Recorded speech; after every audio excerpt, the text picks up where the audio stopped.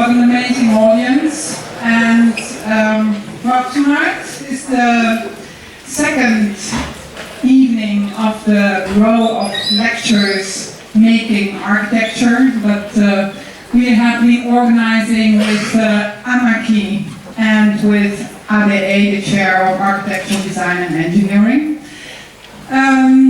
Tonight we have, well, two prominent speakers, Felix from Klaus & Kahn Architects, and we have David Gianotten from OMA. And what was the purpose of this whole row of lectures? Well, the idea is to have a perspective on how to make architecture. So not merely see, well, how do you translate from concept to the detail? How do you transform your ideas from vague ideas into the built, tangible building that smells of concrete, where you can smell the sense of wood, where every detail speaks. And for that we have invited in this row of lectures 5 times always 2 different architects with a different position within the architectural field. I would like to have the second slide.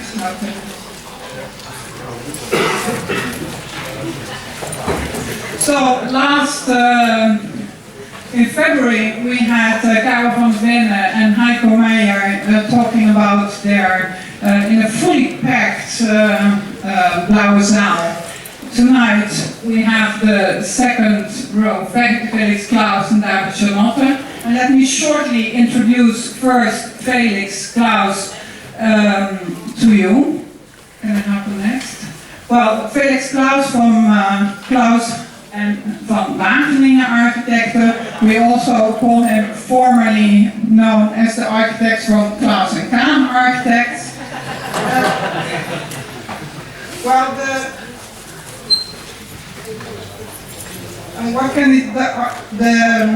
since 2 years now operating with this new, together with Dick van Wageningen. And he realized a wide range of buildings, very known buildings of him, for example, the Netherlands Institute for Ecology in Wageningen, the Province Hall in Haarlem, and of course the National Military Museum in Soesterberg, which was recently awarded with the Bonnema Prize. And the theme of making architecture is deeply entangled in his work, being not only a field of interest in his work, but as Felix mentioned the other day, making detail has become not just a passion, but it has become fully a neurosis. And in his work, making architecture is not just making the detail, but is merely about the process, conceiving the whole process of building.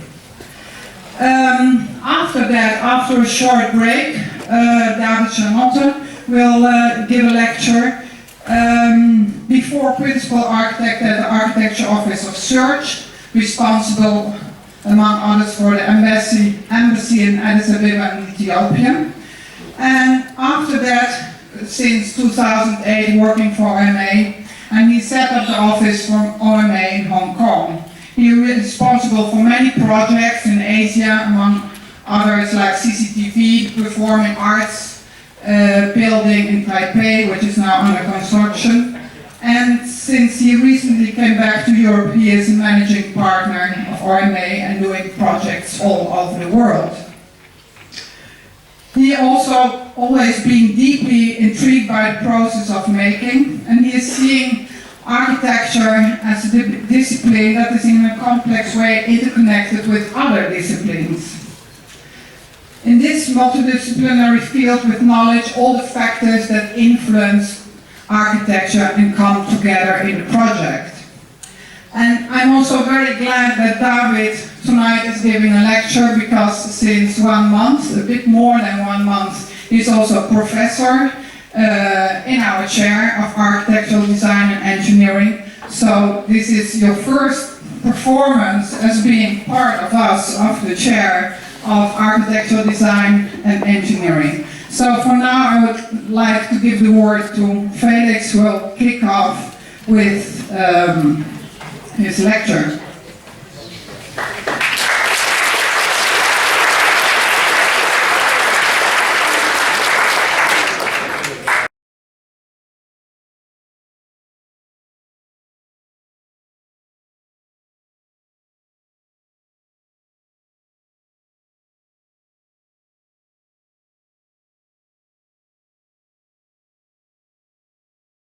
Well, making architecture. Very intriguing. We had a short talk on the phone.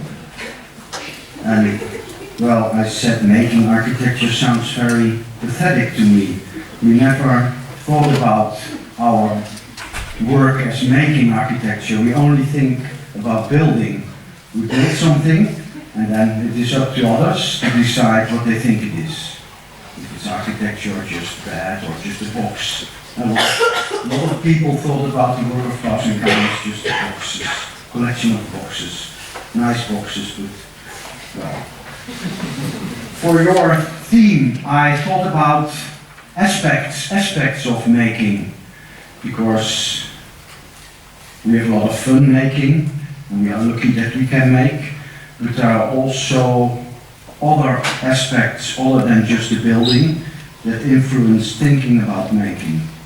There's the technical aspect, there's a professional aspect, for me there's a personal, even psychological aspect, and there's also a moral aspect, which I want to touch upon in my short lecture. I have to be very short tonight, so I hope I can do it, and I have to rush through images, which I have a lot of. This is a drawing, it's an original drawing by Mies van der Rohe, for a proposal for a crystal skyscaper. This drawing was made almost a century ago, in 1922, and the drawing is over 3 meters high. And I saw it in an exhibition in New York several years ago. And of course every architect knows this image, but if you are faced with it in real scale, it is mighty impressive as a drawing. But you have to think about what it represents, because only since we have Sana, we are able to build buildings like this. And this was a crystal skyscraper. And when Mies uses the word crystal, he means crystal, and he means glass, only glass.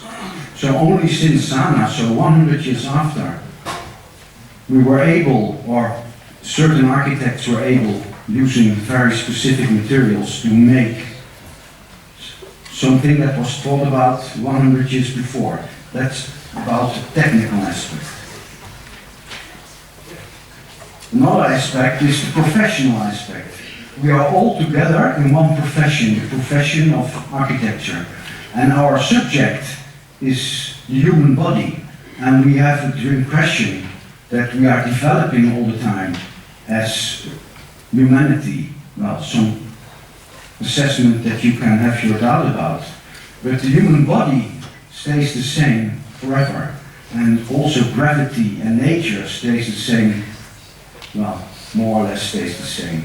And I'm holding here Vitruvius, an edition from the 16th century. Well, you can enjoy the beautiful graphic design.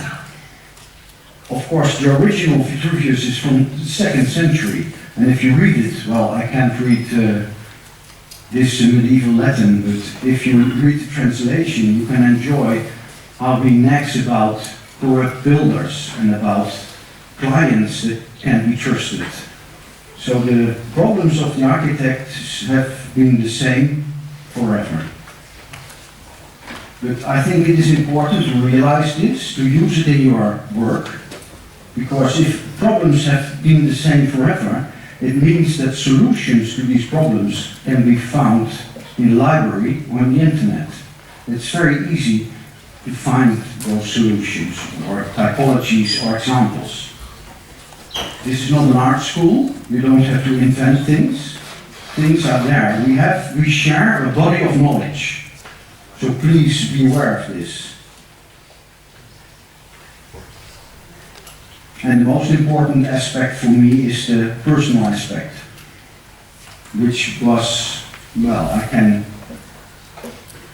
be open about it tonight. During my studies at Delft University, I was able to work in an office in Amsterdam, belonging to an architect who he was taught here in Eindhoven University. I won't disclose his name. And I learned a lot from him. He is such an intellectual architect. He likes to conceptualize his designs in such a way that it becomes almost impossible to build them. And well, we were working on those projects, and I can say we learned a lot how not to design. And this, well, in our first projects, and these are copies from slides, you can see that we have an obsession with continuous measurements, lines that are continuous. We try to be as precise as possible.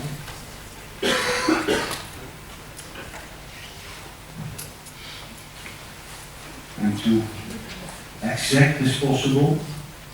Also freely using archetypical projects, like this is obvious related to the Barcelona pavilion, no problem.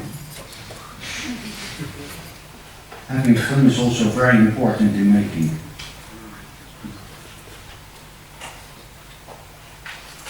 This drawing, it's made on the drawing board, also shows this obsession with precision and with detailing, anticipating the eventual construction.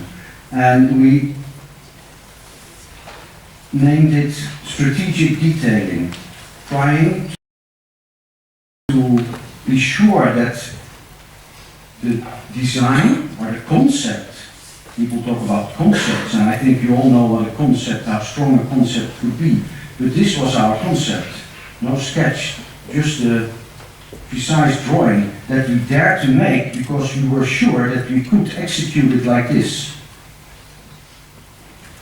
And there's something that became very important in our project, and you see it to the left, the line with the two arrows, indicating that the glass is in the same surface, flush with the facade.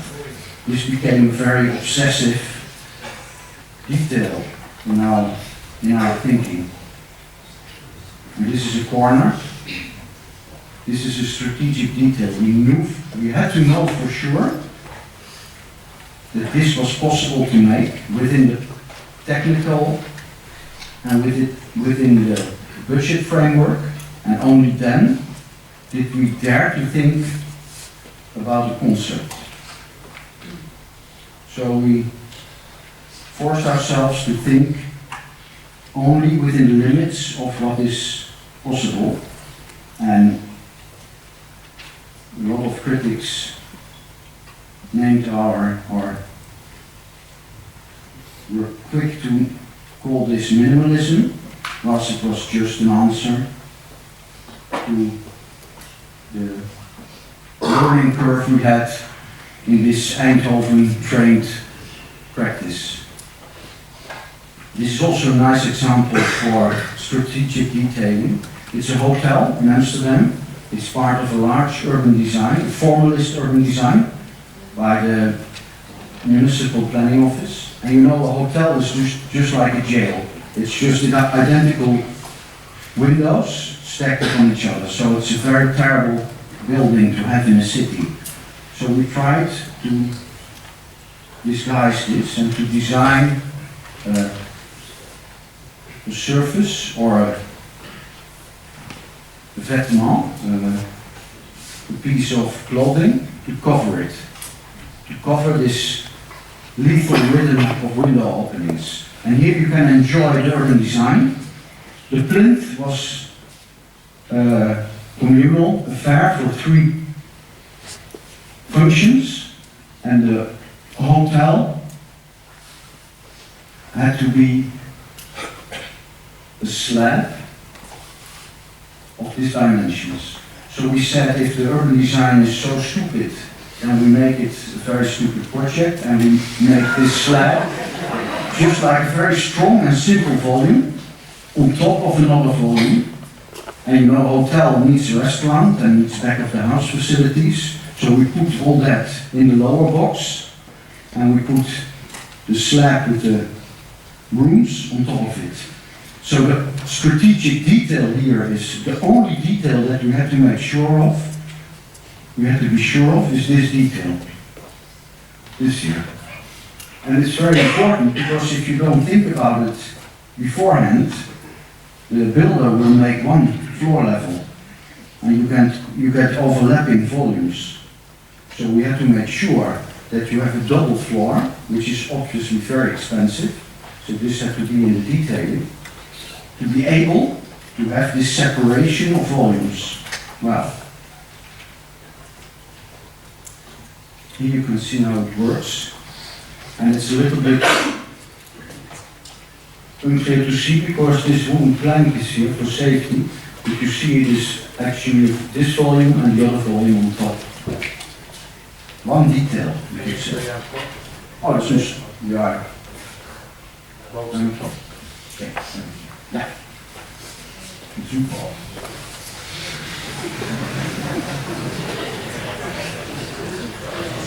Well, actually, so this is about control. This is an obsession about control, and a great anxiety to be surprised. But it is also working with the process. The developer here was a very large Swiss company, and they wanted to have something typical Amsterdam. And we knew, of course, that they meant something brown and cozy, like an Amsterdam cafe. And well, we sold this facade to them, saying that this is the typical Amsterdam stone that you find in all the canal houses. And it's actually the same type of stone, which is treated in 4 different ways. So the black is polished, and the lightest is bouchardiered, and the darker one is gezoet. So it's actually one stone treated in several ways. And there's one extra, which we didn't know that would make the building so interesting, and that is the opening windows of the bedrooms, because they form a very interesting pattern. This is only one opening, and it's really een Zugabe, something that you don't plan. Well, my last example for now, for some quick introduction to having fun in buildings, and just build to enjoy the possibility of building, is this strange building in Enschede. This town became infamous because a fireworks factory exploded here and killing a lot of people and destroying the whole neighborhood. And we were selected to make a new building in the center of this formerly destroyed neighborhood, with some social functions on the ground floor. So we thought it is very legitimate to make something monumental or very specific and not subdued, minimalist, but more expressionist, giving back some instant memory to the place. And the client, it was a housing corporation from Enschede. They were presented a list of architects, and when he visited us in Amsterdam, he came walking to our office and he said, "Well, this is some crazy situation. I have to work with the architect from Amsterdam, and if I have to, I want something typical of Amsterdam." So we said, okay, we can do some Amsterdam school architecture for you. We can do some expressionist, rich and soothing or generous architecture for this neighborhood. And he said, okay, but we warned him and we said it will be very expensive. And here you see the typological reasoning for the volume is very high to the crossing of the larger roads and going down to make a connection to this, well, very low-scale neighborhood. And of course the detailing is obvious. And a lot of people were very surprised when they saw this project, because they didn't know about this process and the pleasure we had. And the supervisor, Peter Bruin, he keeps telling to people and told to a lot of people that this is because I had a new girlfriend.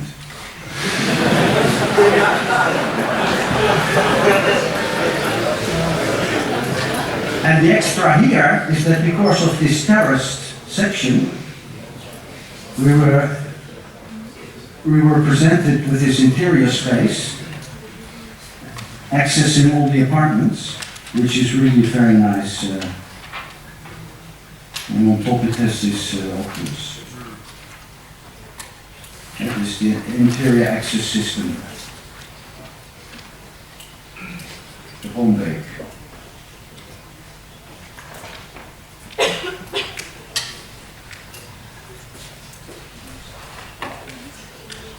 Now, as Juliette told you in the introduction, we were a very successful office. Klaus and Kaan, you know that?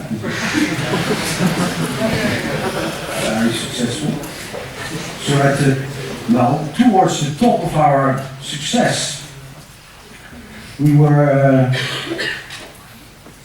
considering building our own office. A few years before, I had designed a large extension to the east of the city of Amsterdam, together with Toelscha and Frits van Dongen. We designed Haveneiland, part of Eiburg, and there was a small harbor, part of this island. And this harbor we planned to be housing for small offices. But no offices were interested, so this was all empty. And we knew this, and we knew the site was nice, so we asked the government or the municipality, can we build something here? And the municipality was very happy, so they allowed us to do something. And of course this is only the start of a very long and problematic design story, but in the end, we planned something very simple. And it is based on an experience that we had just before. And this experience I'm going to share with you because it is about serendipity. That you find something while looking for something totally different. It comes along your way. This is a fire station in Utrecht, Leidse Rijn. Leidse Rijn is one of those Dutch suburbs constructed within a few years, consisting of only housing. So we were asked to do a fire station there, and we said, well, let's try to make this fire station into a public building and also showing this public character by making the offices. So this is the shed for the fire engines, and this is the office part. And we thought, well, we make the office part as narrow, as slender as possible, and in this way making it as high as possible, which is a very stupid idea. Normally, in normal condition, this is a very stupid idea, but the fire commander, the commander of the fire brigade, he liked it because his room would be here on top. So he was almost asking for us to make it higher and higher. And our idea was to make it out of cast concrete inside. So we thought this could be really our breakthrough. We make this inside the cast concrete building, and we will be Swiss in overnight. Finally, we will be Swiss architects. But we hadn't considered that making a building of this height in concrete needs casing with the construction to stabilize it, which is very, in this building like this, is very stupid. You need a steel casing to pour the concrete in this height. And because the building had to be finished in a certain date, they decided, the client decided, that it should be precast concrete. So you see it going up here. And initially we were very disappointed. This is the shed under construction and this is the office tract. And you see they are stacking the concrete elements. And we were very disappointed, but at the end we saw that the joints really give this building a certain aesthetic quality that would have been lost or would not have been possible if it were just a volume, an abstract volume. So this is something that made us extremely happy, because this construction is also very interesting since it is immensely simple. If you look at the material quality, it is a natural material. You don't have to cover it up. You don't have to look for any aesthetic other than the material aesthetic of the concrete. It is construction at the same time as it is facade, which is very appealing to me. So it is een hoop vliegen met één klap, as we say. So, back to this project. This is an Amsterdam canal house, and this client was obviously very rich because he used natural stone, which you know is not from the Netherlands, so has to be imported. So every building that you see out of natural stone must be extremely unnecessary expensive. But it is very intriguing for me because it is you see it is self-bearing. And it is material without discussion about beautiful or not, it is itself.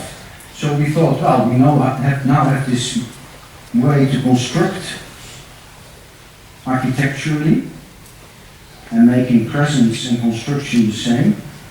Let's go for concrete, and let's go for the cheapest concrete that we can find. So we went to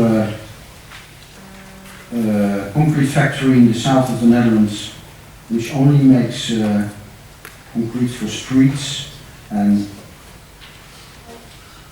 factory sheds. And we asked them to make the elements for our office. Well, this is the office plan, or the building plan.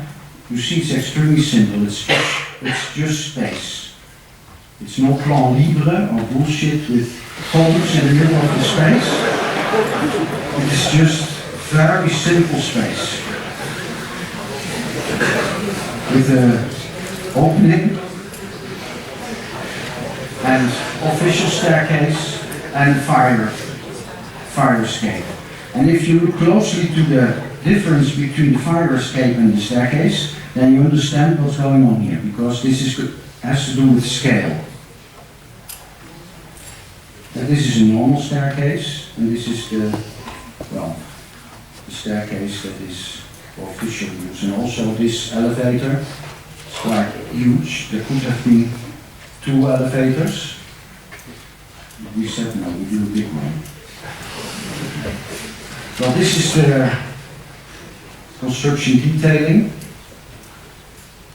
You see, it's very simple. The concrete, it has a recess, the glass, and the insulation is on the inside. Only here where the interior, the construction is in the interior, the insulation falls it. Well, fine. We have this recess to lose the plasticity in the facade.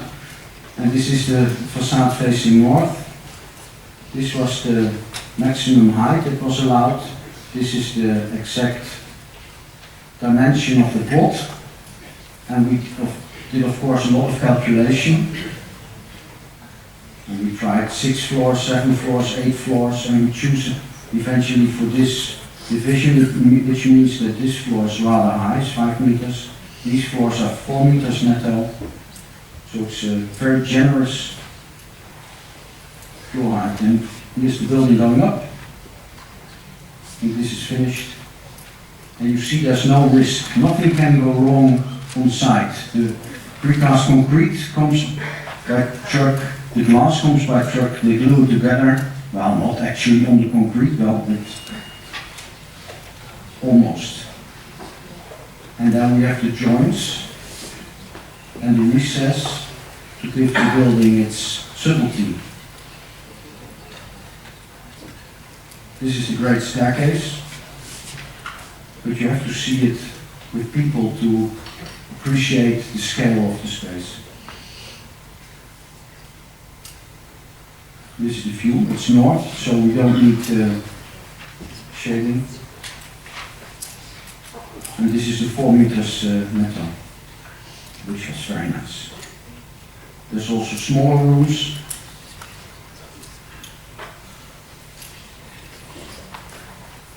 And there's a top floor with the patio.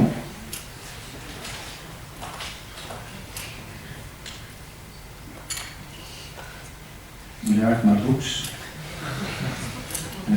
Very nice. This is for Juliette. Superstudio. And that's me. Contemplating. Well, and now I want to make it a little bit personal. This is like the short intermezzo.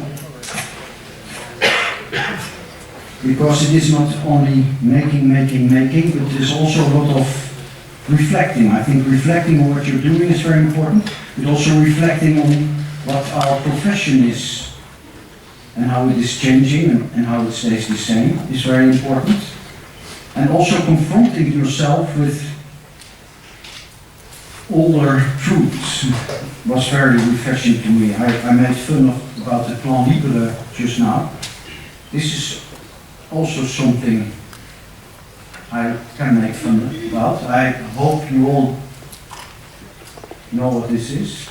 This is the Villa Savoie near Paris, and this is the bathroom. Now, can you imagine to sit here? It's utterly uncomfortable. So I was here perhaps for the 8th or 9th time, and only then did I notice what a stupid project this is.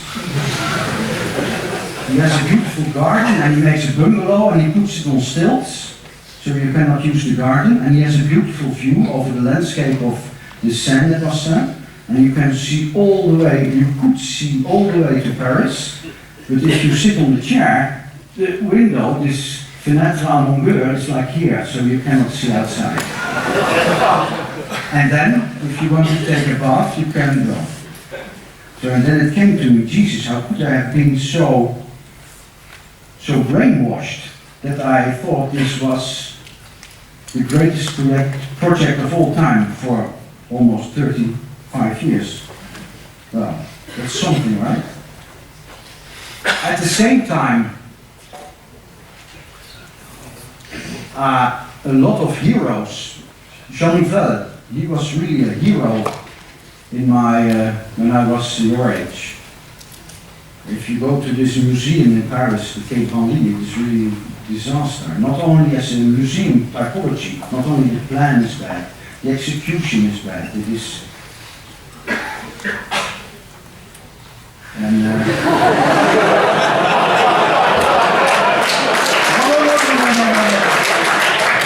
I just want David.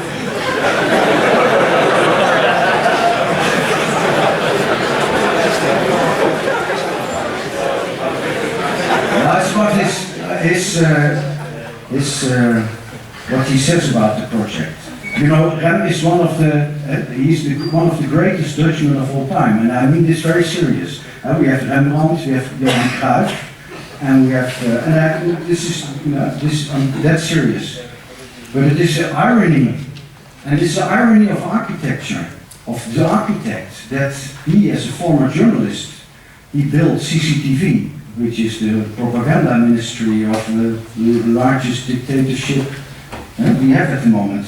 And that's okay, because everybody has his own responsibility. But Ole Scheere says in the Bouwveld, in an interview a few years ago, that the genius of this project is only possible, or would not have been possible in the West. It's only possible in China. And it is such a great opportunity to have this typological development. So I was really disgusted reading this, and I became much more aware of the morality in architecture, or the moral aspect of making.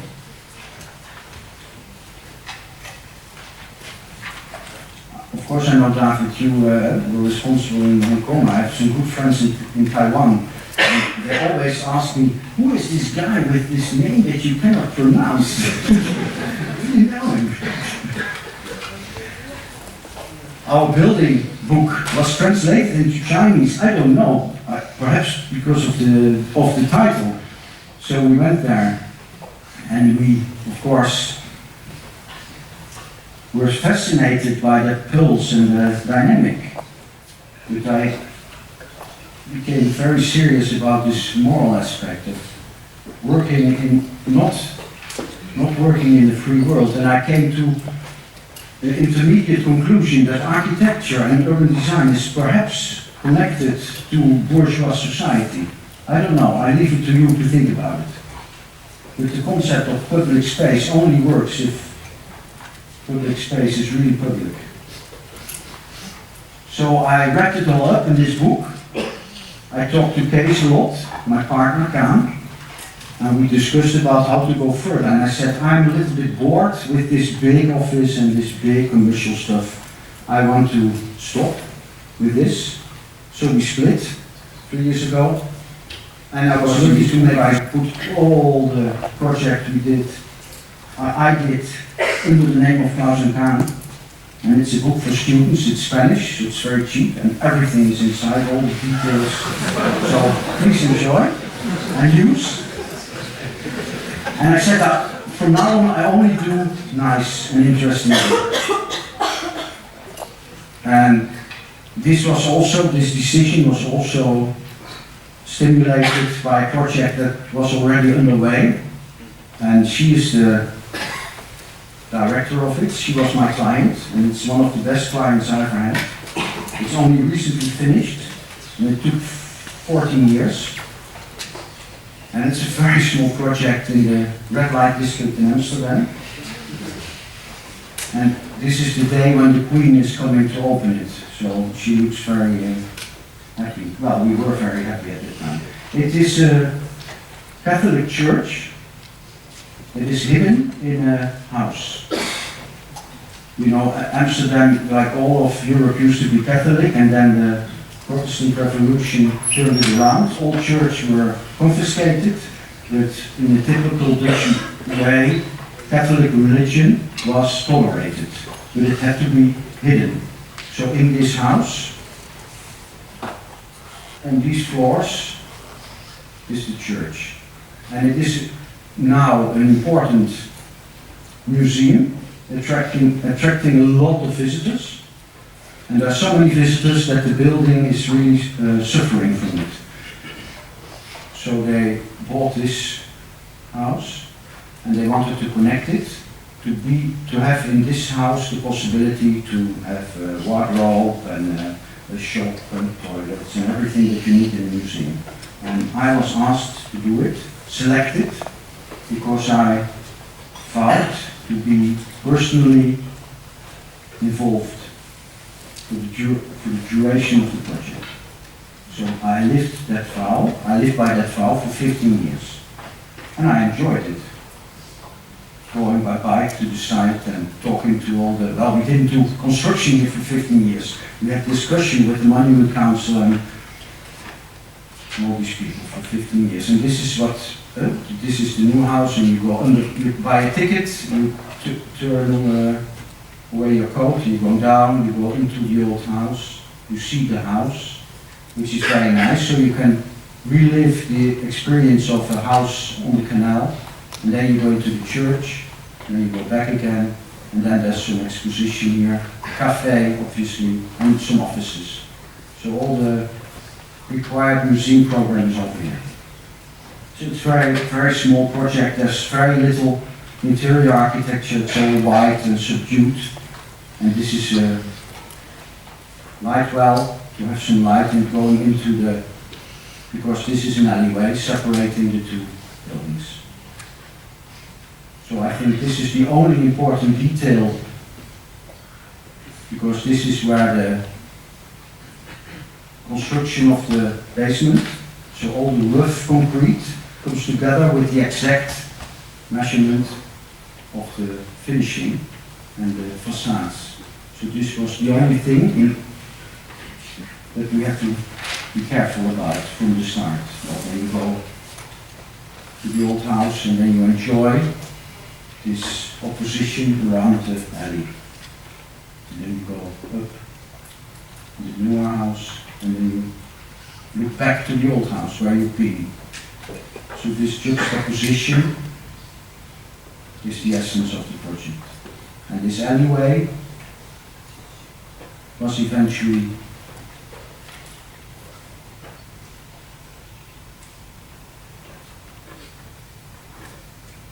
the conceptually interesting thing in this project for me, in architectural terms, where we changed the existing facade, we had to close it at points and we had to open it at other points, and we were allowed to do it, I should say. Which is also here in the idea. New windows lower than the existing because we changed the floors. Okay, last one, I have to hurry. Who doesn't like planes? Well, this is the university. We have now a lot of girls also, but for boys, planes is great, eh? Planes and tanks.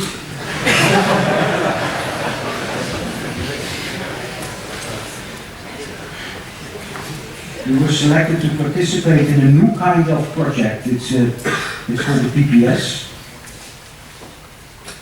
You are part of a large consortium that tenders not only for the construction of the project, but also for the maintenance and the operation of the project. Which makes it very interesting for architects, because it's not only about building cost, but it's also about maintenance. And the operational part means that you also can design the menu or the cutlery or the towels in the toilets.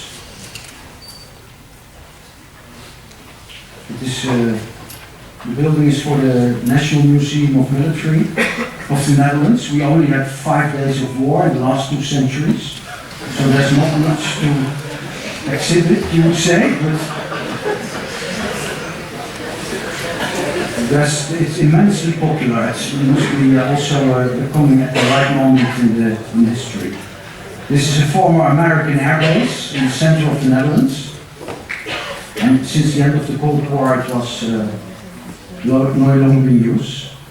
But it also meant it was so ultra-secretive that it is a beautiful natural area.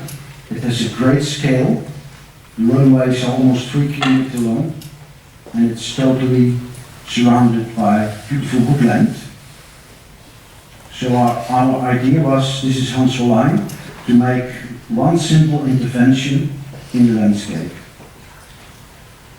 This is Tempelhof, one large construction that can envelop the exhibits. And also, this is Chicago. This is McCormick Center.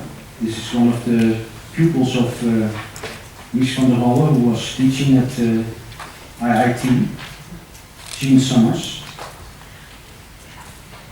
And our idea was to make just one roof to collect planes, tanks, and etc. in one space. And that's what we did. And we were helped by this, that the building or the site is next to a well. In the Netherlands we call this a hill. It's 16 meters. So you can come down like this and you enter the building first floor. So you enter here, first floor, buy a ticket, and then you first have some introduction to all the important aspects of the military, and then you go down. And then when you come down, you have all the historical armaments and stuff, and then you enter here. So here's this hill. And the height of the roof was determined by the highest plane that we had to cover. The construction is extremely simple. Again, it is the facade that is load bearing. And we choose the largest span that we could make with a single sheet of glass. This is 5 meters. So this is load bearing. And the roof has a cantilever to allow for light to come in without the disturbance of the sunlight. This is the entrance on the first floor. Museum spaces. Breaking out from the museum spaces to the facade and to also give the opportunity to look down.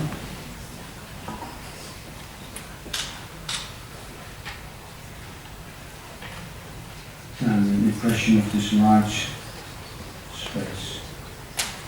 Here you see the section. There are a few important details. The facade is low bearing. I said, well, actually it is the column standing outside, and this is an inversed. It is a very simple facade system, which is inversed. So normally this would be outside, and we turn it inside. So inside is flush, and outside we get the opportunity to make a recess between the construction and the glass. In the corners like this. And the great thing of a project like this is that it allows you to go very far in the detailing of the construction, even going so far that before the competition was finished, our client, the Heijmans Construction Corporation, from here around the corner, they hedged the price of steel. So nowadays perhaps it would not be so necessary, but this is from the time when steel prices were very volatile and going up. So they hedged the price, so they fixed it, so they could use it for a fixed price when they would need it, if we would win. Well, I rushed. I hope I'm still within the limits. This is one aspect that I hope you got from my short presentation. It's the pleasure that you should have in what you do, in making, and in thinking about making, and also in, well, in, this is when we won the competition in the, this is case by the way, because it's also about that. It's not only about the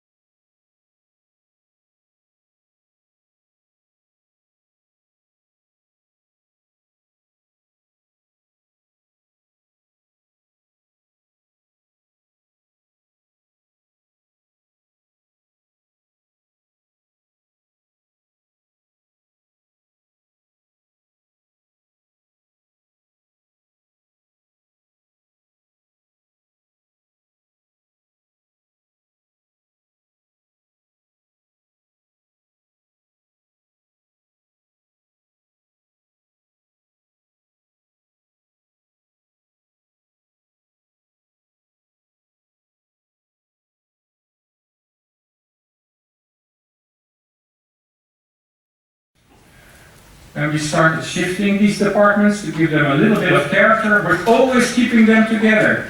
So you never know where it's going to go with a company like that. 1 year they're here, second year they're there. So maybe you need to be able to interchange, and yet you need to create spaces in between to be able to give character.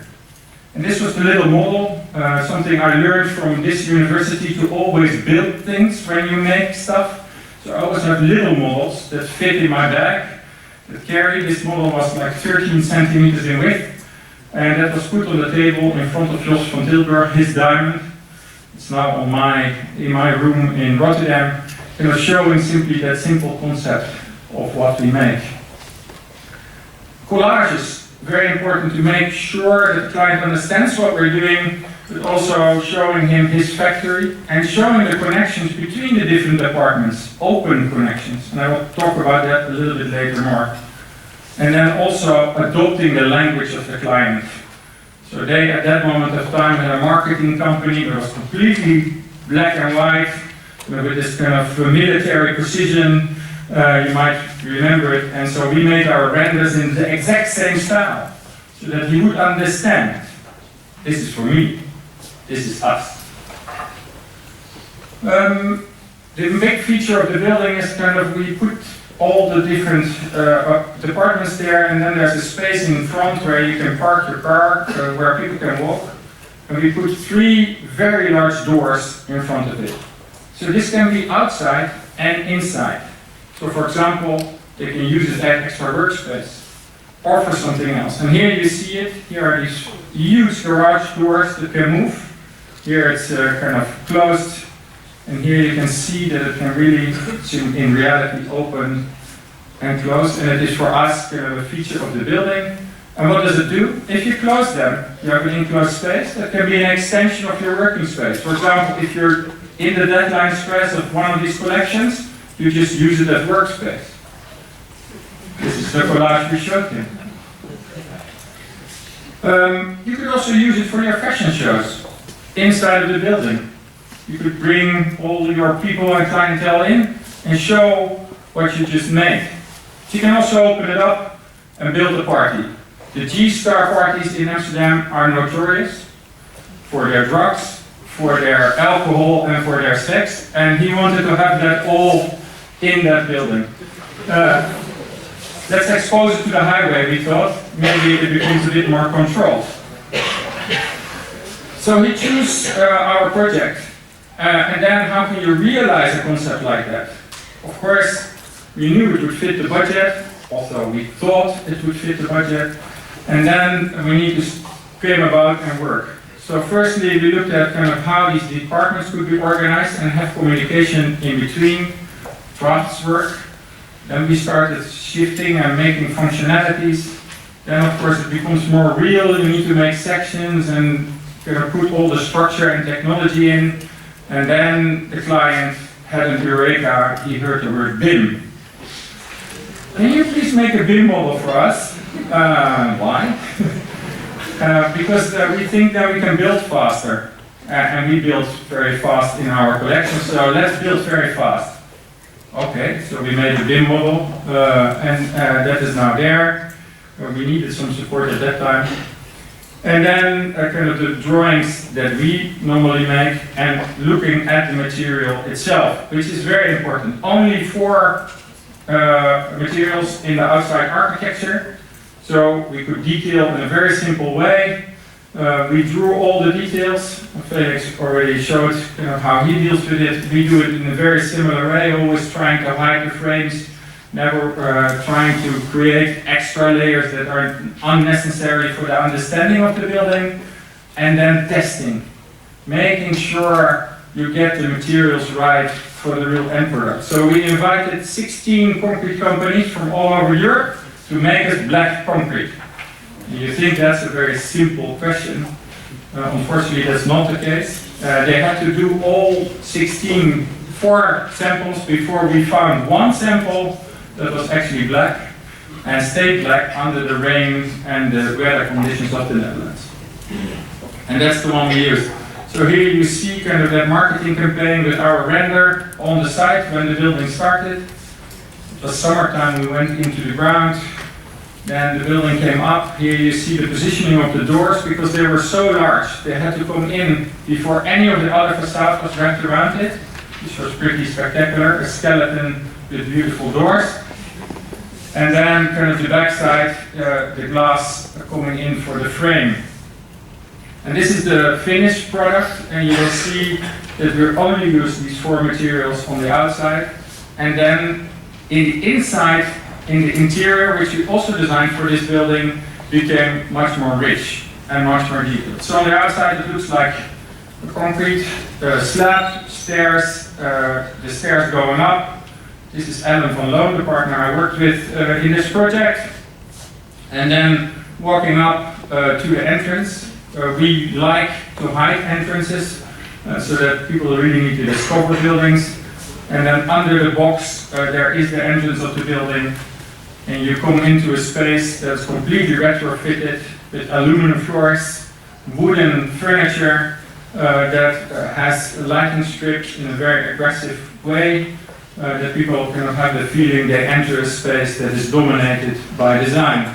Here you see their sales shop, which is next to the entrance, where their new collections are sold to people and are hanging. And you see that also there we kept the rhetoric of the collection in the furniture. And then here the different departments with their communication.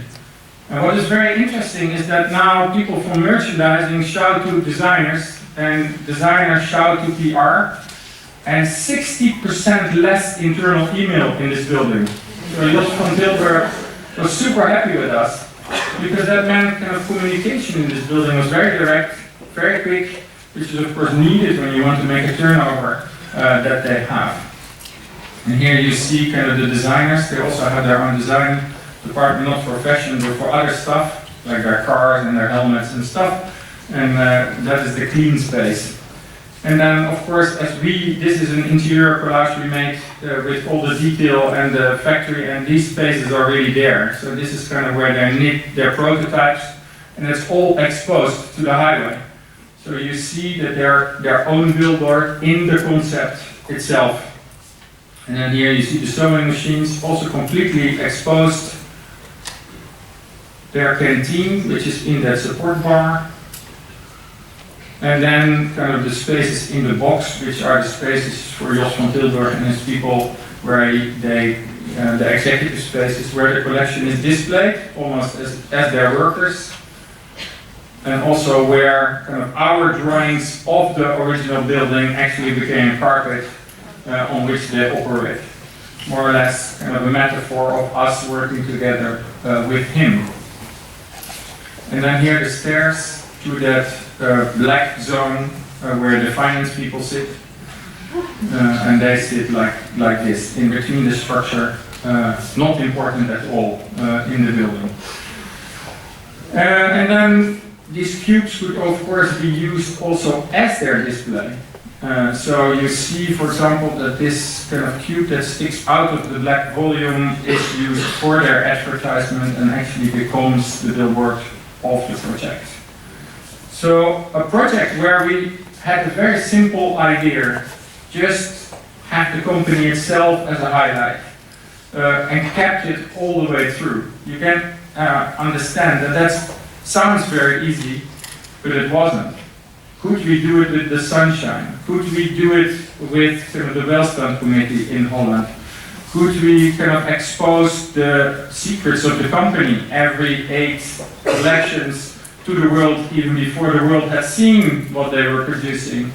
Could we find a way to construct the idea and have G-Star in there? Now, as you know, if you go to Amsterdam, it's there, and we were able to do it in 3 years. So from the first drawing to the finished building, it's only 3 years. Another small model.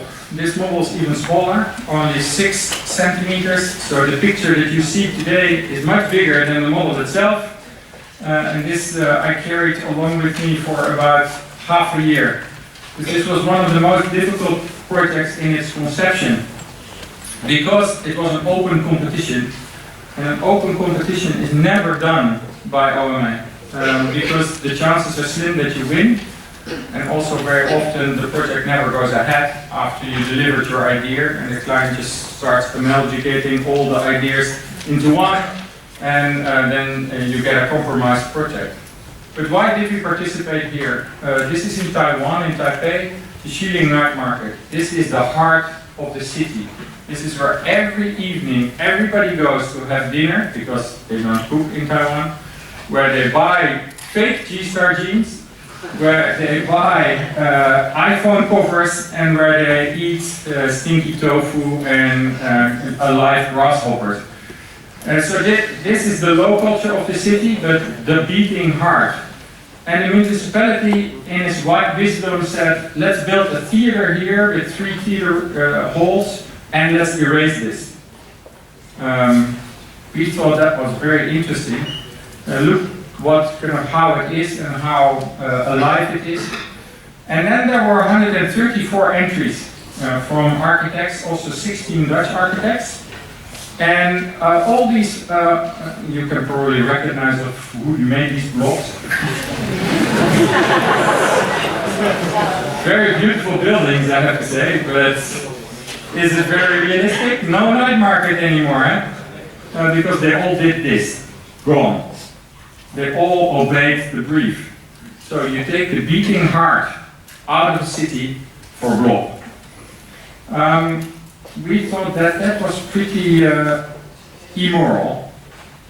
So we said we want to keep the night market, and we just put the theater above it so that it is covered from rain, from sun, and that the high culture and the low culture actually come together in the project.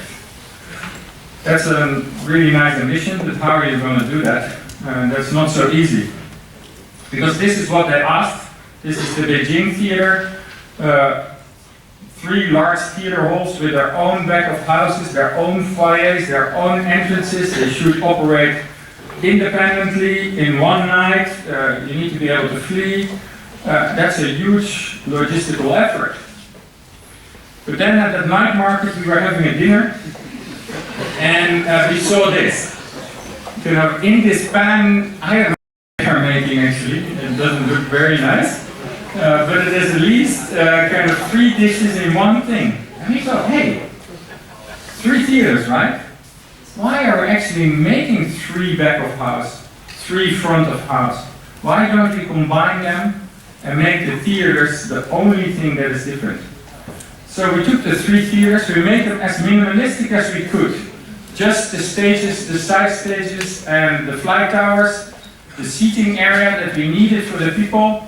And then we put them all together, and then we determined what the maximum size was that we needed to put in. 54 by 54 meters. And then we said, okay, let's also make it 54 meters high. And then we have a cube, and we hang that above the night market with the theaters on the outside, where the people are seated, instead of the interior. And that was our project. This was the render of the project. Not as nice as those beautiful blocks, right? Damn ugly, maybe even. But what was really important about this project is that high and low culture came together.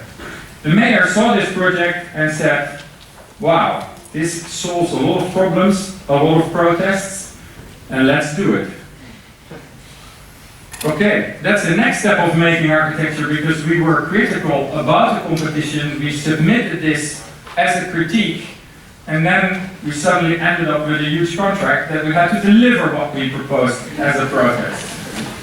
And this is the project today. So we are delivering it at this moment of time. And I will explain a little bit about how. So the night market is open, and the ground is open, and the building is on stilts, 54 meters above.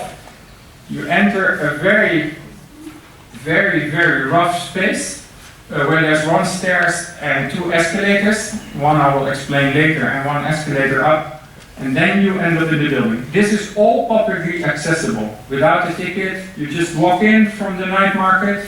Also the fumes of the stinky tofu are all around you. and then you go up into the lobby, and for the first time in the lobby you see something of what we call in the West Theater, because there's suddenly some marble there, but for the rest it's still completely utilitarian space. From that space, the three individual theaters are constructed. They're hanging from that cube, but they also from there start being ticketed spaces, luxury spaces. The first one is the Grand Theater, a large stair up that leads you to a lobby, escalators next to it. Here you see an image of the current construction, where it is there, the stairs going up, the escalators going up into the theater. It's a stair that goes kind of into one point and drops off escalators, becomes smaller towards the top, because less people of course go all the way to the top, but it goes in one length of 60 meters. And here you see then that theater hall with 5 different stages, the main stage, an understage, the side stage here, and a side stage that is cut off in this section. Then the large seating, 1,600 seats in one flight. We just cut that flight off and shifted it as if there is a balcony, but you can still walk from up to bottom. And then the lobby and the foyer for that theater in that cut with a window to the city. So this is where the high culture as a luxury starts portraying. And here you see the different seats, 1,500 in the hall, and then another 100 in the boxes. And then here you see kind of how that works out as a proscenium, fully carried as one load. Also for this project we were able to do the full interior, so it's a total concept for us, which I like to work on in my portfolio, not do core and shell only, but try to deliver that full concept. The idea is very simple. We wanted to make everything in one color, in this case blue. So all theaters have a different tone of blue. This is a light blue. The empty, which I show later, is a dark blue, and then the dense theater is in between. So everything that we make is blue, like this boat, where everything you see is blue. And here you see the seats that we designed, which is from one row of seats. And then when you sit up it, you pull one piece out. This is Kevin, one of my favorite architects that kind of works on this project already from day one. He looks very young, he's actually 34. It's a huge asset to the project. And here you see the hall coming about with a large proscenium, much larger than the orchestra pit, and here the low stairs, here the boxes, and I'm standing here at the lobby. Then the second theater, the empty, multi-form theater, which is kind of an experimental theater with a floor that can move. Here you see that the lobby is actually folded around it in a double skin, where you can come together here and then move up to your spaces. Here you see that intermediate space designed with balconies and stairs. There's obviously also an escalator. And here you see that space in the building site today. And here you see what that multiform theater can do. It can have a classical theater setting, as we are sitting here today, but it can also have a center, a stage around it, and a central seating. You can completely modify this theater. This is the dark blue theater. Here you see an image. And here you see kind of all the different materials that we brought together. And here you see a building picture of just 2 weeks ago when I was there last, where you see the blue color already existing. So everything has that color, from the seating to the floor to the technical grid, everything. And then, by surprise, we found something, because we combine these theaters all together in one cube. Suddenly we realized, hey, 2 backstages are together. If you would have done these 3 blobs next to each other, you would never be able to combine them. So we made things compact, and then we discovered actually by making it compact, you could find a huge space inside. This is the GT that I just presented to you, the 1,600 seats. This is the 800 seats empty. And by just releasing 2 walls which normally would be constructed as walls, but we constructed here as movable panels into the flight tower, because we have the height anyway, we could suddenly make a stage of 100 meter in width, 100 meter in length, 40 meter in width, 600 people on one side, 1600 on the other side, and if you then also put people on the side stages, you have a huge factory for theater. So, a very compact footprint, 54 by 54, with the largest possible theater with all the technique of a real theater, and not you have to go for an experimental show all the way outside of the city into a factory where normally things like this take place. So this was a render that we made on the last day before we had to present, because it was really a discovery by accident. And then the Proscenium Playhouse, the dance theater, the only fully round theater in the world that we know about. You go by escalators. These are the escalators currently in the building site. And then you end up underneath that round theater, where there's its own lobby. And then you move between the shell of the facade and the theater up, go into the plane of the seats or into the boxes. The boxes are very important in this project because they have all the acoustical value. You can imagine if you really make a ball that is completely closed, the sound will go everywhere. Not very useful in a theater. And here we work together actually with level acoustics from the University of Eindhoven to figure out how we could make all these acoustical values in this theater. And then also a round proscenium. Here you see that bubble underneath where the lobby is, and this is in reality really a round floor. That is the good thing about building in spaces where rules are not as much as here. People can walk on round surfaces. So this is one advantage, Felix, of being immoral. And then kind of the PP circulation in between the two shells, which is of course a very special place. And this is the current situation in reality. And here you see that round theater, 800-seater as well. And then kind of the round proscenium looking into the dance play. And here you see my first sketches of the interior, blue again in full.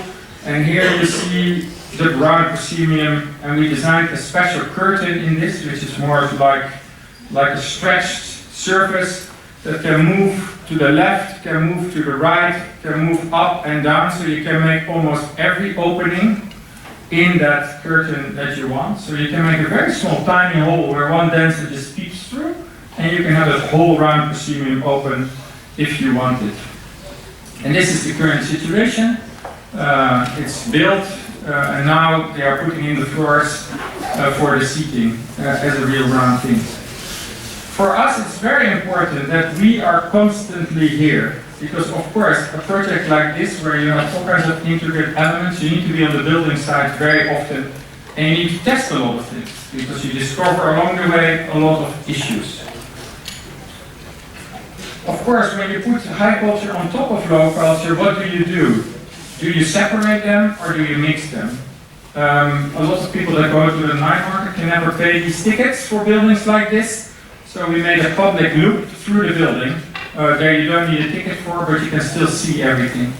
You go through the lobby, you see all the gala dresses and stuff. You can do this in your cheap jeans. Then you go up through the stage, you see the backstage of the project. You also see the dressing rooms, so you see kind of what is needed for making theater. You go straight through the technical grid of the MT, of course acoustically surrounded by facade. Then there's a cafe, you can have a drink. You can go on the balcony that's on top of the MT. You go up through the rehearsal spaces to the deck. You walk in that viewing deck, you can see, I will show you pictures. Then you go through the proscenium, the ball, on the top rank. Behind glass, you can see the theater show even, and then you take an elevator down back to your night market again. There's a mix between high and low culture. This is the entrance where you don't need a ticket. So you go in, you go through that huge escalator, all the way up, through the technical grid, see the dressing rooms that are beside it. Here you see the technical grid, you go straight through it. Then you end up in the cafe. This is the collage that we made. This is the current situation. And then you go straight up again through the cafe, onto the viewing deck where you see the famous hotel. This is where Obama sleeps when he goes to Taiwan, but also kind of where other presidents stay. And then you see the view, here is it. And then you go through the proscenium house. This is that position. You can see the stage behind glass. You can see the performance without a ticket. And then you come down. There are a lot of challenges in a project like this. Because when we showed this project, of course it's completely asymmetric. Although it's the cube of 54 by 54, there are 3 different volumes hanging from it. And what we didn't know when we did the competition is earthquake zone 2. So, imagine, it starts shaking. That building, of course, wants to fall in all different directions, but will never stay up.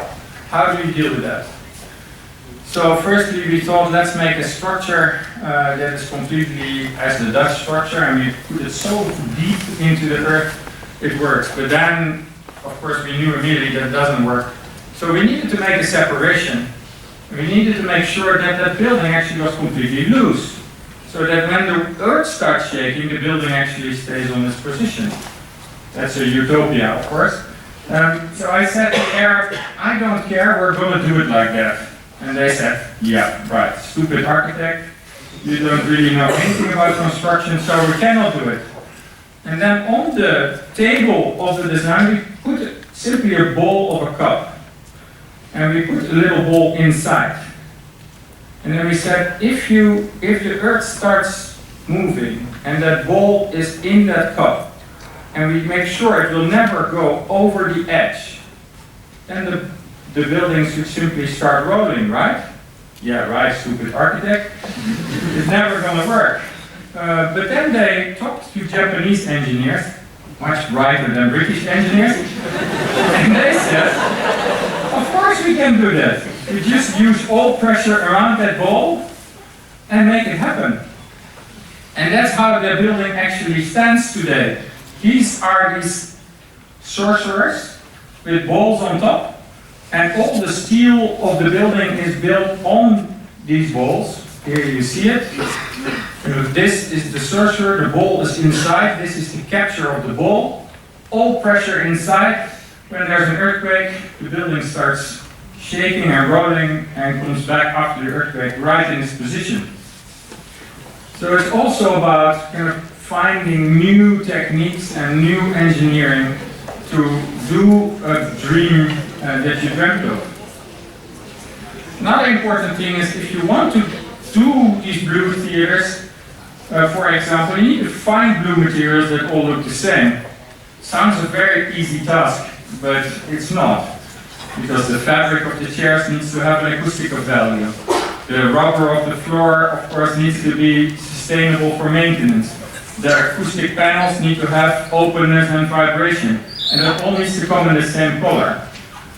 Finding that was not easy, and it was a constant kind of discussion with our team and pushing them further and further and further. We also mocked up all the things we want to do. So for example, we want to be very honest that we use chipboard and just kind of put the white paint on top and leave it as its project. But can you do that? Does it look good? Making it. The best example I can give for this prototyping of things is the facade of this building. So the cube, we made it out of glass to reveal theater making. And then the 3 theaters, we made them out of aluminum. And our idea was seamless aluminum. Of course that we couldn't have happened, but what we were able to achieve is sheets of aluminum of 15 meters in height and 8 meters in width.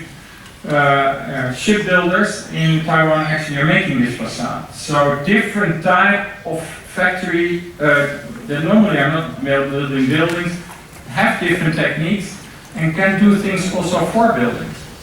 But of course we had to kind of make patterns.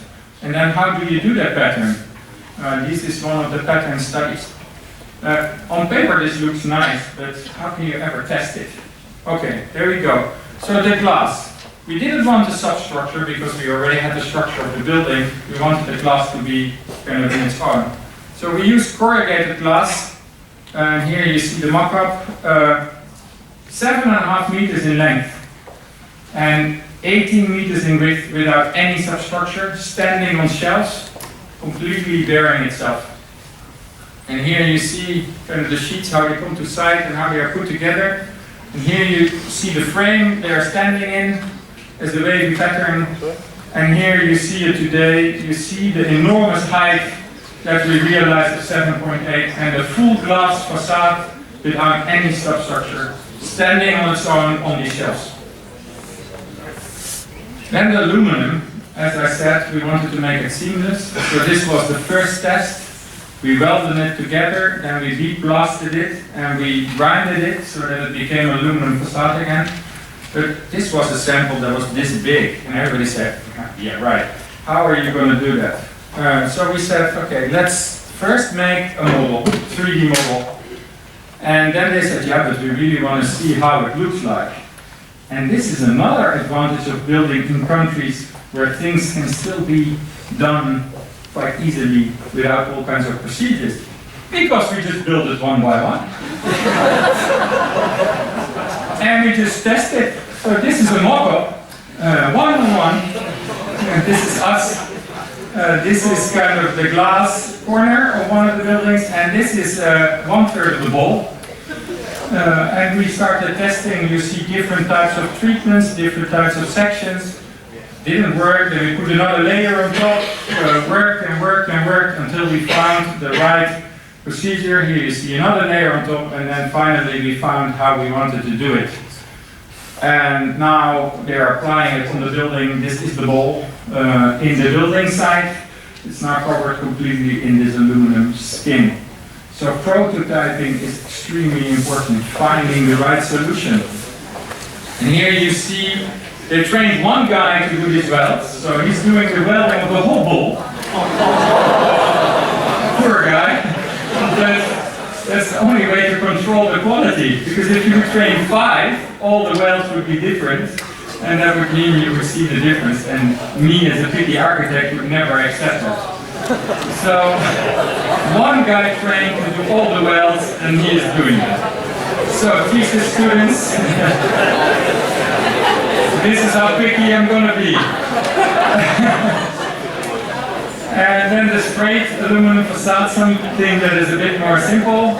And here you see it today with the pattern on top. It was revealed only 2 weeks ago when I was there, the first aluminum facade that comes out. So this is the MP. And of course this project is kind of admired already. So this is me, and this is Chris Yao, the most famous Taiwanese architect. This is Ram, and there's Toyohito going through the building together. So we also like to show that process of building, be proud of it, not only when we can show shiny pictures, but also show the prototyping, show how the building is actually made, because I always call this the machine for theater, because it's not kind of as a beautiful building conceived, but it is conceived as a machine. And now, already in kind of on the streets, we found postcards showing our building already finished. And the building has a nickname, which is another advantage of building in areas where they are allowed to give them. And this is kind of a stinky tofu with a 1,000-year rotten egg. That is kind of the nickname. So this is the stinky tofu, and this is the rotten egg. Kind of now, if I don't have time anymore, I stop here, as I said. So I don't know how much time I do have. Do I have 5 minutes or no? Are you okay with 5 more minutes? Okay, then we go for 5 more minutes. A lot of people think that architects like me that are running a big company like this never draw anything anymore and just manage things and kind of push teams to the wall to make more beautiful things. But that's not the case. 60% of what I do on a day-to-day basis is design. It's holding a pen, working on a computer, making collages. And I think that as an architect is super important, that you always keep that affinity with design. And I wanted to show you a project that I do on my own, within OMA, but on my own. no team, no architects. A very important building in Hong Kong. It's called the Red House. I will show later why it's so important. But it is a private house. It was actually 16 apartments. It was bought by one owner, an art collector, and he wanted to make one villa out of it. And he needed an architect. But he said, I'm only good luck with Felix. I had to make a vow that I did everything myself and would not show any of the plans of this project until it was finished. It can even not be published, although I show it here today with his permission, because there's a lot of art inside that is so precious that if people would know, people would come with bad intentions. So first, research. Why is it so important? Because it's on the top of the peak, and the peak is a very famous spot in Hong Kong, because there you can look down on the city and all its skyscrapers. It's the only house that has that view. And the Peak Galleria is actually just above it. So on every picture that a tourist takes of that sky of Hong Kong is this house from above. It's a house that was also built already kind of in 1904, and it started appearing in all the different pictures of Hong Kong since. So it's also a preservation project.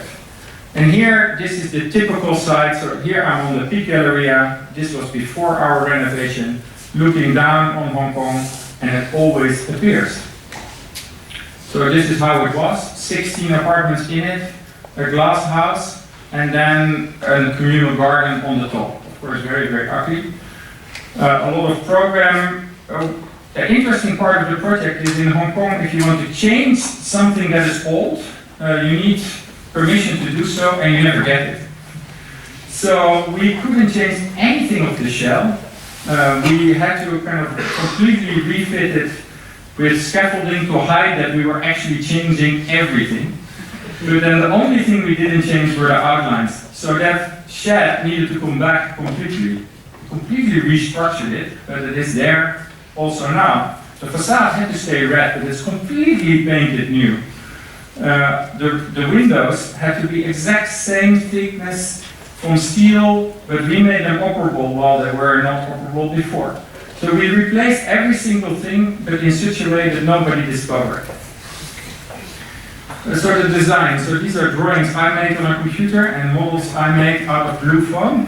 The one thing that I really wanted to do is cut the house in two, where the original apartments were from hill to the city. I wanted to make a backbone which had all the stairs and all the bathrooms, and then kind of the different functionalities towards the view where the client would be. For that, I had to completely restructure the stairs and the elevators in the building. We had to kind of bring them in a new sequence all together in one spot through 80 centimeters of width. So we had to kind of make a very intricate staircase. And this is kind of the collage I made to sell it to the client, a continuous staircase. Then there were all the bedrooms, which are very private spaces. His parents live in this house, his brothers live in this house. It's like a typical Asian family. And it needs huge wardrobes because all the women have shoes for every half day of the year. And dresses for every morning, every afternoon differently. And it needed bathrooms that were completely separated for both men and women. In their culture, so it was very important to do this. I cannot show these private spaces in end, but I show you the collages because obviously I respect, the fact that they have privacy in these spaces. And then the kitchen on top and the communal dining space in this kind of part of the garden before. I made that kitchen. This is probably the most expensive kitchen I ever gonna make because this whole thing costed about €500,000. That's also a nice building for a client like this, no budget. So the material palette, I presented to him kind of the whole thing about making these windows operable and just kind of making them look the same on the outside but totally different from the inside. and kind of making systems that are modern in old techniques of steel frames so that the government would never discover that we changed every single bit of it. And then the color red, of course very sensitive in China and especially in Hong Kong. So we needed to find color red that was not related to China, but that could still be bright and perceived as positive. A long study to find the right color, but we found it. And then here you see kind of now the situation. This is how you see it. You see, and it looks still the same as the apartment, but you already noticed probably that there's something changed, namely here the windows. They are made out of mirror glass, so people from the Peak tram that are going to the Peak Galleria can actually not look in, but you still can fully look out. Then kind of the door, which is a copper door made in Italy. Then kind of the entrance. In the entrance you see tiles designed by Wei because he's an art collector and he calls all his artist friends, "Wow, I'm doing a house, can you help?" Of course we can help. So tiles by Wei in the entrance. Going into his gallery space or his business space. A painting that was even more expensive than the whole renovation of the house. The wall in between which the stairs are is completely cladded in wood. And here you see kind of that stairs going up through the project. This is that stairs, only 80 centimeters in width, so all the handrails had to be kind of hidden in the wall, then coming up into the living space. This is the door opening, again a copper door that you saw as the entrance to the master bedroom. More of that I cannot show. Seating, original chairs out of the 60s, out of Italy, very beautiful. Then the bar, completely revealed with sink and all kinds of other possibilities. Art pieces all around, a lock window so that people cannot look in, but that light still can come in because else people from the Peak Galleria would simply look into the living room. Then the view, here you see the skyscrapers of Hong Kong. This is by the original Chef Koen's Coca-Cola vase. And then kind of all the art inside. Also here, all the light was designed specifically for the project. All in armatures. Again, the art going up the stairs and then coming to kind of the main space, which is the dining space, and that has this view. So here you have the dining room, another art piece, and then kind of the space. And here you see kind of the living room with the TV, a lot more art. And here the view. Can you imagine sitting there watching TV every night? Having Hong Kong at your feet? Pretty cool, I can tell you. I had a dinner here and it was like amazing. And this is that expensive kitchen. Copper stuff, marble plate, one plate, the whole thing. And then his roof, kind of almost medium type of roof with kind of his fish, of course green luck, and then the marble with original art pieces. You probably recognize who the artists are. Liu Fan, just on the roof. And then the view from your terrace. Completely done by one person, namely me, together with one client, constructed from nothingness till realization. Of course, an enormous nice project to work on, next to building buildings of 800,000 square meters. And that's it. Thank you.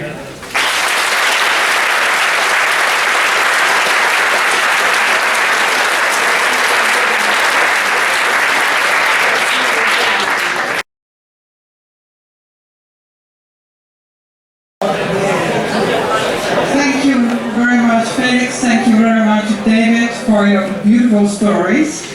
And we have come to the discussion. We have a bit better seats than last time, so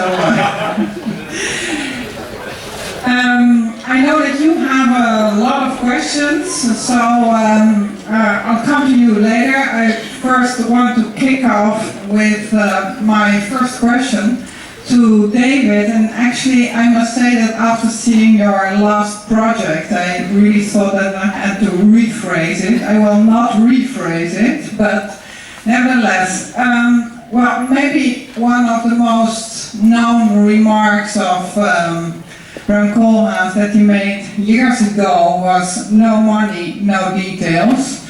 Well, when we see the last project, I think that that's not the case anymore for the work of the office. But in that respect, on the moment that there is no money, there is no details, what is your, as an architect, your mean in working out, elaborating from concept to design? I think I have to give you the microphone. We just have to. No, I cannot switch. Then they have to switch. I think they are not working the same. I think as an architect you need to believe that you can build for every budget possible. I showed you kind of the 3 different projects. The last one, of course, I called it a candy. That not very often happens. These are budgets that just don't exist. He actually gave me a budget in the beginning, but then because I showed him all kinds of stuff that he liked, and he didn't have a lack of money, he just started never discussing the budget with us, which is fine for me, of course. But then, if you look at the G-Star building, that building is built for 1,200 euros per square meter, with all its richness, including the doors. Including the concrete, and there we made very specific choices. We said, okay, only 4 materials, which of course limits the amount of complexity significantly. It also means you need craftsmanship on only 4 things to maintain the quality, which is always very important. If you combine many different things, you need a lot of craftsmanship, and especially in Holland, that's not readily available anymore these days. And then kind of the Taipei Performing Arts Center, which is a full operating theater. The budget for that project is only 1,450 euros per square meter for that complex project. So I believe that when you make your choices extremely strategic where you spend your money on 2 or 3 or 4 things, you can always come up with a concept that really speaks for itself and doesn't need to kind of suffer from the lack of money in many instances of our projects. So I think you need to, from the beginning, really understand what your budget is about. You need to make sure that when you say, I'm going to make a building, that you understand how you make it, so that you also know where the money is going and not are surprised when you tender it out, but actually now have a very good idea where it's going to go. And spend it on the things that you think are important. And these things can vary. You see in the work that I just showed you and where I'm closely involved, it's very often quite rough in detailing and larger scale sizes and a lot of exposed material, because that is simply where I think the architecture, the space that you make, because for me architecture is the space you create and how people use that, doesn't need to suffer from, but actually delivers all kinds of possibilities to that space. So, no money, no detail. I would rephrase it, and I would say no money, little detail, but definitely detail of quality. And that is possible in my point of view. Felix, you have talked about the whole the change actually in your career, that you at a certain moment you decided to publish all your work, all your projects, and reformulate what you wanted to do. And when we had a little chat last day on telephone, you were telling me that you were not so much interested in the details and the whole the making in the sense of how you build it, etc., etc. But you were much more interested in the whole process and how, as an architect, you can play with the whole process and how you can stay in charge. I think that are exactly the words that you were using. And well, due to the crisis, of course, a lot has been changed and a lot of procedures of how to build has been changed. And how does that really interfere into what you make and what you want to make? Because as I understood, nowadays you just choose the cherries. So how did the crisis, the process, interfere in your work? Ooh, that's a lot of questions. Take your time. I have to start by saying that I realized that we and I have been very lucky to be profiting from a succession of waves. When we started, it was the beginning of architecture in the Netherlands after the social housing, where architecture was only the choosing of the coloring of the window frames. So the first project I showed was in a time when architecture became detail, became material. If you look at architecture of the late 70s, it was so totally different. And if you look at magazines from the 70s, it was all filled with text and black and white small photographs. It was architecture magazine at the time. And if you look at architecture magazines now, it's only a few images and renderings and no text anymore. So you have to realize that architecture is constantly changing. And we have been lucky to have a few waves. So we started at that time, then we profited immensely from the market economy in the Netherlands. We profited from the tendering system that came into existence for public buildings. So we did a lot of public buildings, libraries, town halls, all kinds of exciting things. And now the latest wave we could ride was the wave of the PPS standards, which we did this museum, and we won also the AVM, the National Institute of Public Health, that will be constructed at Utrecht University. And well, so this is the first awareness that I have, that we were very lucky to profit from that. And that also leads me to conclude that if you have done, or if you have been able to make all those typologies, I'm a Delft student, we were taught that you start with a small building and then the briefs become more and more complicated and you end with a very complicated building. If you have covered all those typologies, what's the challenge of doing another town wall? So I think that there should also be room for other architects. So I said to myself, I've done it. It's enough. I don't want to occupy more space. We also did a lot of work abroad, out of curiosity and also out of really serious concern. For instance, we worked in France and we experienced that it's really terrible. I did a project for Manuel Valls, who is now French Prime Minister. When he was mayor of the town of Ivry, he visited our office several times in Amsterdam, and I had to go to lunch with him many times. And what we eventually could realize there, I don't want to show you because it's really shameful. So it is, there are other examples in England, Germany, Spain.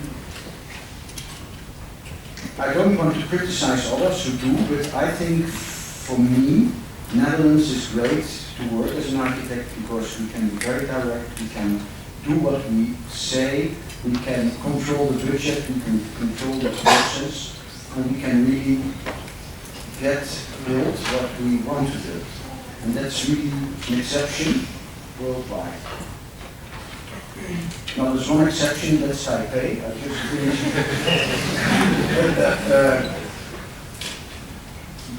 The building there is actually more expensive than yours. but it's not as half as interesting. And it's really executed very, very extremely. But this is also something that I came to the conclusion that it's not worth the effort. On the other hand, I think budget is not that important. One of the nicest projects I did in the Netherlands was for an artist friend who inherited 200,000 euro from his father architect. He's an artist, a potter. And he had a beautiful complex of workshops and pottery, and really extremely beautiful. And he had it in between his years that he wanted to reconstruct. And he asked me to be the architect.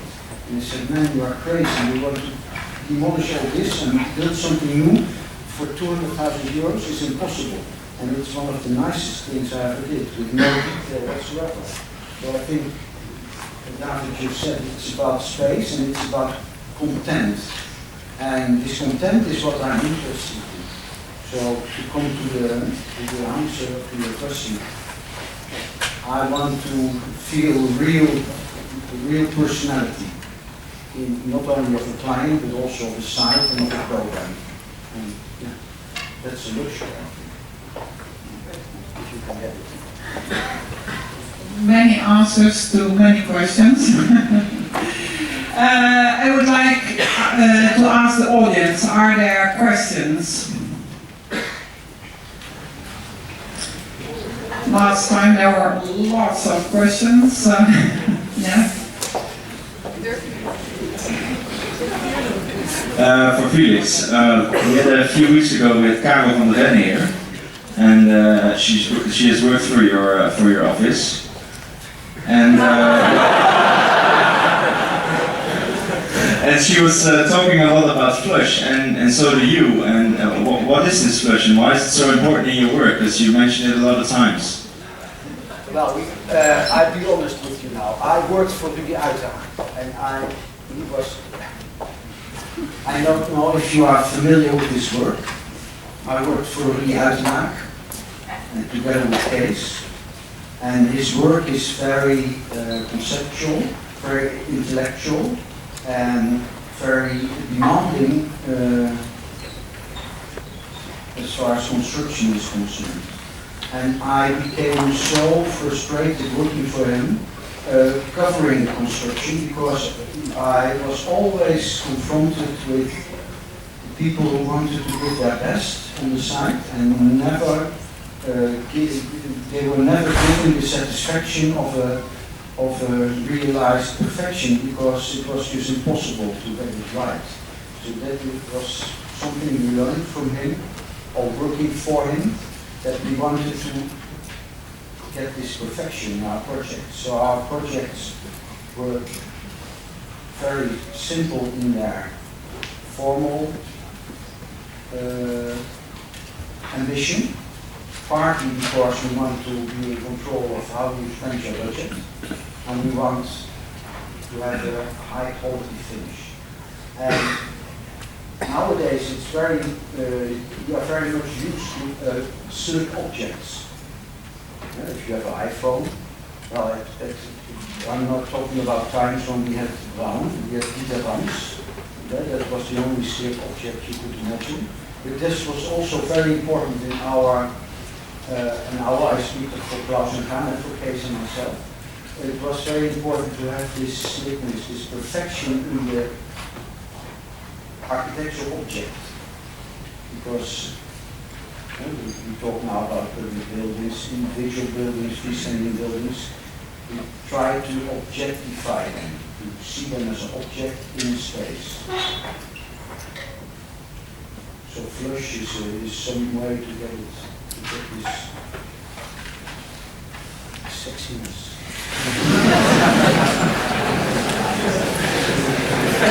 Are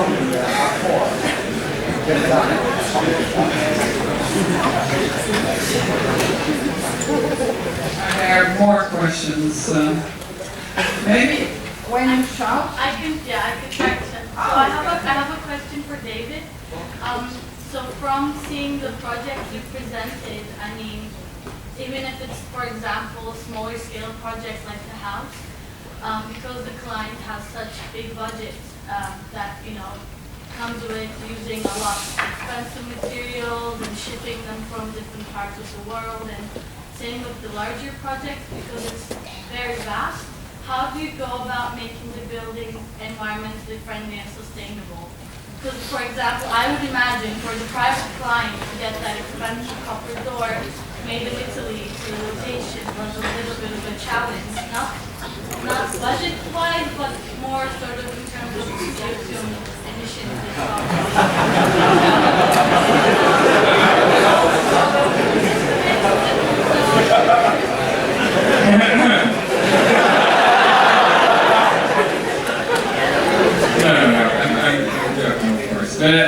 Sustainability is a term that you shouldn't use anymore, if I can lecture in a lecture hall for a second, because it became meaningless.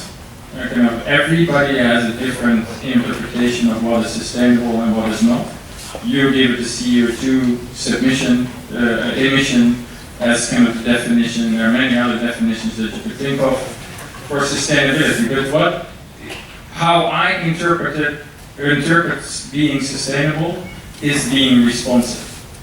And as an architect, we have the luxury of having a profession that is technical and social and economic and political all at the same time. This is where the interdisciplinary part of our profession comes in. So the mix of all these different ingredients needs to be responsible, in my point of view. So if you look at sustainability, you will never see a render made by OMA with 8,000 trees on it and then state sustainability. It's a real trend. Just take every kind of magazine and you see kind of buildings with 800 trees on top of them, and then it said this is kind of super sustainable. I can tell you it's not, but that's another discussion. I call that green pubic hair, and it doesn't work for me. And kind of there is kind of the approach of sustainability that is very technical, and in a way that works. Yeah, kind of technical things could kind of deliver energy, could kind of make a building off the grid, could take it on its own dimensions. And because of that, don't contribute to any CO2 emission kind of by an energy plant. I find that also kind of a gimmick, because if that technique is there and you have a budget you can pay for it, of course you will use it. Why would you not? It's just your responsibility to use it then in that context. For example, for the house is completely generating its own energy, is completely sustainable on rainwater, all these types of things. But I'm not going to show them to you because it's not of importance as a PR strategy to me. I find it just my responsibility to use it when I can. So this large budget, yes, it's there, and of course I use all kinds of features that are also sustainable, but I'm not going to highlight them because then it makes the building better. It makes the building what it is today. So if you really talk to me about sustainability, I find you have to talk about all these different ingredients, not only about CO2. You also have to say, was this a political correct statement in the city of Hong Kong? You also have to kind of state, is this kind of putting economy into the market where it is produced? Can this be maintained to the long run? Is this kind of something by giving a structure that is world famous? Everybody that went to Hong Kong to the peak has a picture of this building. Did it give it a second life? That's also part of sustainability. So you need to really make a cocktail and don't make a facade, because sustainability these days is just a marketing tool that is completely a facade if you talk about one item only. So I would love to have a debate with you separately, maybe not in front of how many people, 200 people or so, but really make sure you understand sustainability much broader than just one thing, two things, three things, four things. It's about a lot of things, and it's not about ticking the box.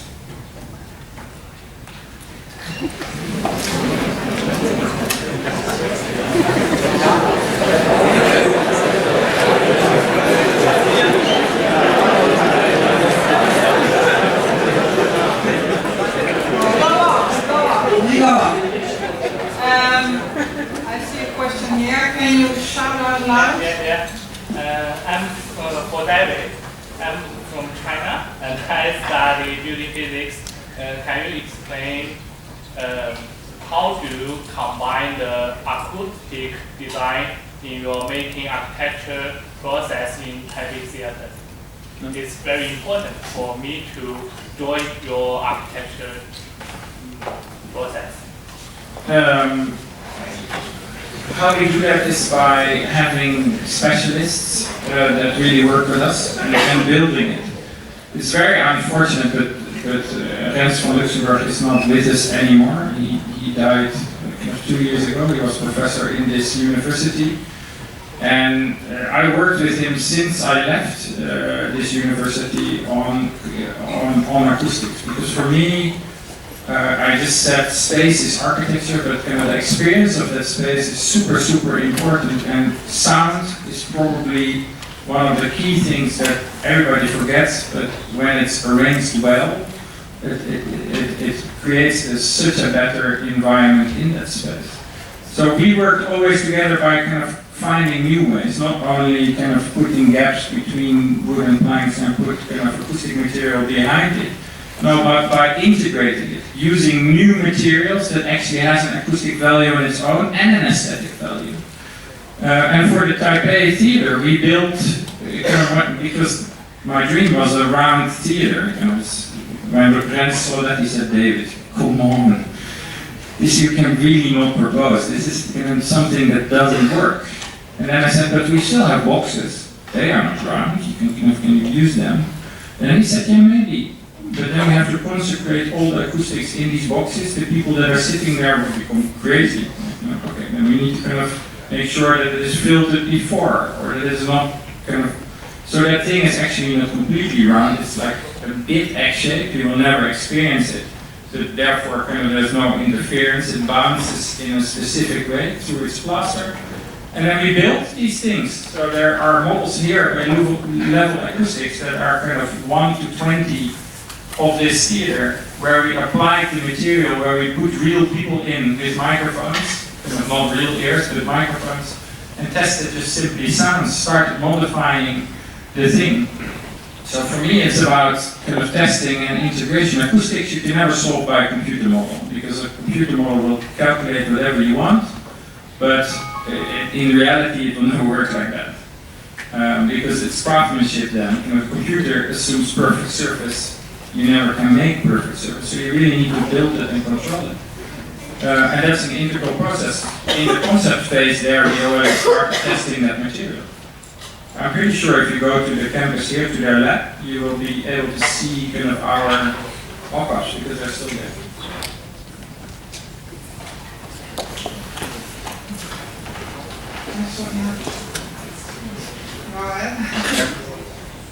This question might be applicable to both of you, but at least I hear you say, David, that it's all about creating space, and I think your idea about that is also strengthened by your detailing, where you seem to prefer a detailing without a visible detail.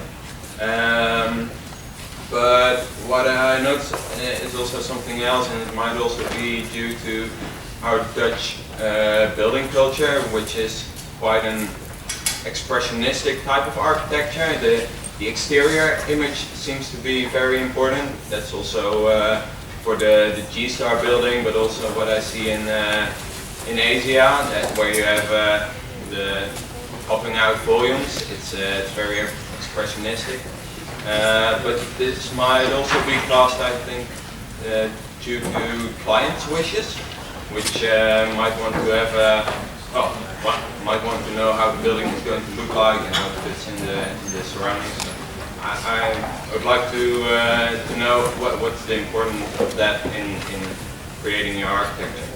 how it also does it sometimes gets more important than creating the space. So your question is to both of them, so you formulate them first to Felix.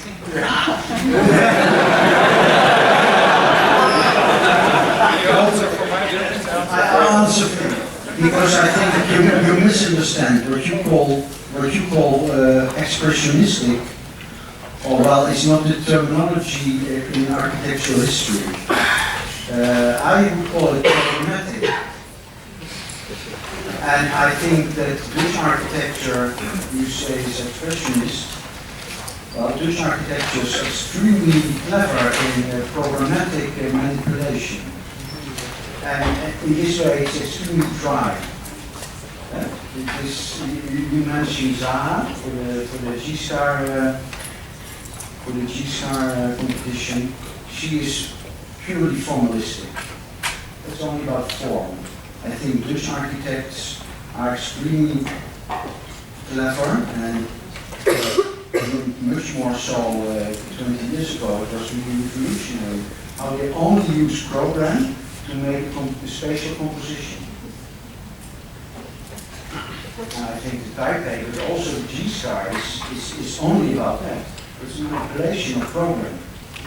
And the program, the result of this is the building.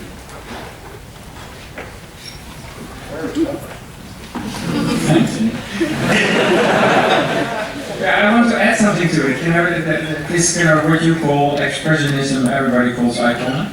Yeah, you know, again, like sustainability, a word that doesn't mean anything anymore, because every brief Felix and I get on our table, in the first paragraph, I can predict a few words. Sustainability is one of them, and iconic for sure too. If every building that architects work on is iconic, then nothing is iconic anymore because everything is the same and needs to be so expressionistic or whatever how you want to call it, shouting for attention. If everything shouts for attention, then forget about the world. Yeah? Architects are only involved in 8% of the buildings in the world constructed, firstly. So what kind of influence do we actually have? Not a lot. If you only use that influence to be iconic and physically present in a shape, then you don't contribute anything anymore because the criticality of that 8% then gets lost. So I see it as an architect, my responsibility to portray that in that building that I can have a little bit of influence, to portray how it is actually constructed, how it is actually making this space, and how it actually contributes to using that space. And that's how you see, you should read the buildings I just showed you. You know, the main spaces are actually behind glass because I simply want to reveal that use. And there's nothing iconic about that. The one thing that I spend an enormous amount of time on is making sure that that glass is not mirroring, except for that kind of one facade of that house, of course, because you don't want to have people look in, but for the others to look in, and at the same time be shading and etc. etc. So things that you don't see are important for me, or that you look through are important for me, so that you can reach that space, you can understand the space, and you can understand the program of the building. So it's the opposite, in my opinion. Isn't this one of the best kept secrets of Dutch architecture, that Dutch architects always presented that the program is leading it to a way that it could never ever have been any different. But see all the styles in architecture, it's nonsense that it could not have been different, because if you would do the same assignment as Felix, it would be a completely different building, although maybe the program is organized the same way.